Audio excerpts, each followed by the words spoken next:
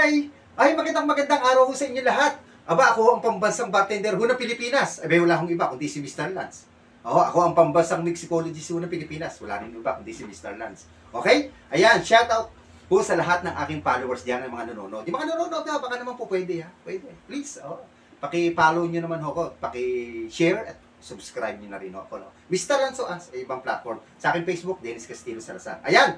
Shoutout sa lahat sa inyo. Ayan, sa mga followers ko na mga lagi hong nanonood. Ano ho ba ang topic ho natin? Aba, meron, napakaganda ho, no?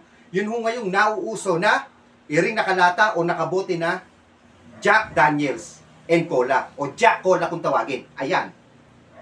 Ayan. Sino ho ba ang nakainom na nito sa inyo? O, pakikwento nyo nga, pakirate nyo nga. Ito, ang presyo ho nito, 82 pesos or less than 85 pesos lang ho ito. Medyo may kamahalan din ho ito. Okay? Kasi ang mixing ho nito ay Jack Daniels and Cola. Ito ho, pinaghalo lang siya. Okay? Ayan.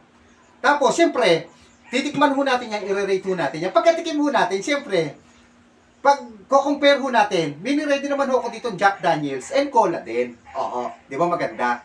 Titingnan ho natin kung ano ba ang mas okay o mas best. Pareho lang ho yan. Ano?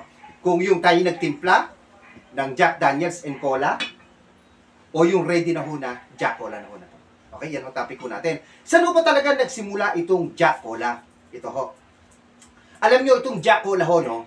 Ang istorya ho nito, nag-start ito noong 1907. 1907 pa ho nag-start ito. At ito ay na-introduce noong 1968, ano? Sa isang restaurant, bar ho, sa Amerika. Alam nyo ho yung pangalan? Yung tinatawag na Jack in the Box Resto sa bansang Amerika. Okay? Ano ho ba ingredients ho nito? Okay? Jack Daniels, Tennessee Whiskey and Coke. Ayan, nakalagay naman ho dito. Ay, Tennessee Whiskey, mix of Coke. Okay? Ayan ho siya. Okay? Pero alam nyo po ba, na, di ba nag-start ito ng 1907? Ito ay ginaya lang ho sa tinatawag na Cuba Libre. Yung bang rum, o yung parang rum and Coke, ginaya lang po yan. Yan ang katotohanan. Ginaya ho noong 1900. Noong 1907, ginaya na nga ho ng Jack Daniels after 7 years. Kaya lang, whiskey, Jack Daniels and Coke naman o kanila. Yung original niyan, yung pinanggayahan, yung Cuba Libre ay Coke and rum. Okay, sana ho nakuha nyo. Okay? So, i-rate ho natin to. Bubuksan natin, ano? Ayan. Ayan, okay? Kukuha ho tayo ng ice. Ayan, para maganda ho na ito kasi may ice eh. Ayan. Sa piraso lang. Ayan. Ayan. Okay? That's enough. Ngayon naman, ito naman kabilang baso. Ayan, okay? Ayan. Kukuha naman ho tayo ng Jack Daniels. Ayan. Ayan. Kunti lang. Tapos, kukuha tayo ng Coke. Ayan. Ganyan lang. Okay? Ayan, ganyan lang ho kasimple, no? Ngayon, siyempre, ito munang, itong bida ang ating titikman muna. Ito ho, ayan. Sige. Tikman ho natin, Yun, nako. Strong ho pala to. Okay? Strong ho ito. Talagang lasang-lasa ho yung whiskey. Neto. At syempre, may lasang Coke, syempre, no? Ayan. Yung mga pag inom ho kayo nito, maganda lagyan nyo ng lemon. Okay? Kung ganito man ho bibili nyo, lagyan nyo ng lemon. Marami naman lemon. Mag-slice kayo, bagsak nyo. Tsaka yung ganito na, yung magmimix ho kayo. Okay, ayun ang lasa niya. Matapang. Okay, ito naman. Ito, ayan, kasi wala tayong stirrer. Hindi ko na alala. Tikman din natin.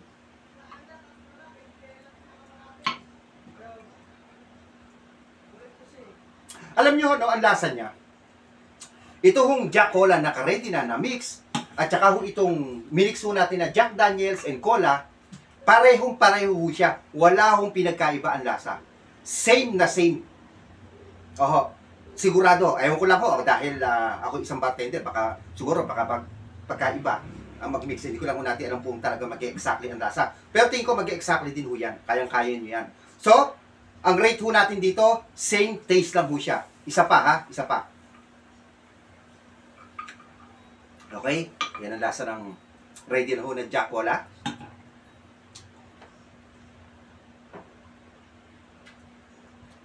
Yung minix ho natin. Pareho-pareho. Wala hong pagkakaiba yung yung ready na ho na Jack Daniels and Cola at saka nag-mix ho tayo ng Jack Daniels na Cola na separate. Itong ready na ho, ready mix na, at saka yung mag-mix. Pareho lang ho lasa, wala akong pagkakaiba. Okay? Ayan, ako na ho nagsabi sa inyo. Ako na ho nag-rate, ako na ho nag-ano ng lasa. Ang lasa ho niya, yun ho medyo matapang na, lalo ito, talagang lasa-lasa niyo yung whiskey and coke. Yan. At ito naman, ganun din. Siyempre, pag tayo naman yung magtitimpla nito, ay matatansyan ninyo naman, no? Diba? Pwedeng 1 to 2 giggers lang naman standard. Okay? Ayan, kaya kung meron mo kayong gusto pang malaman ng mga mixing, mga bagay-bagay, sa kamunduhan ng ng pagmi-mix or mga history ho ng kaalakan, ay ba, i-comment down below nyo lang ho dyan at ako na ho ang gagawa ko para sa inyo. Ako magpapaliwanag, ako ang magre-rate, ako ho ang magmi-mix ho niyan, ako magpapaliwanag. Kahit ano ho yan. Ano po? Okay? So, paano? Na-rate na ho natin, nalasahan ho natin. Ang rate ho natin, parehas lang ho. Ready na mix na, or magmi-mix ka. Same lang ho siya. Wala akong pagkakaiba. Kahit ho sa lasa, parehang-pareho. Okay? Ayan, kahit nga ho itsura. Okay na okay? O, balato nyo rin sa akin, follow nyo na lang ho itong aking mga ginagawa, at share nyo na rin, at saka subscribe nyo po. Okay? So, paano ho? Ako ho ang pambansang bartender ho ng Pilipinas. Ako pambansang mixicologist ho ng Pilipinas. Wala akong iba kundi si Mr. Lunch. At welcome ho ang followers, ha? Okay?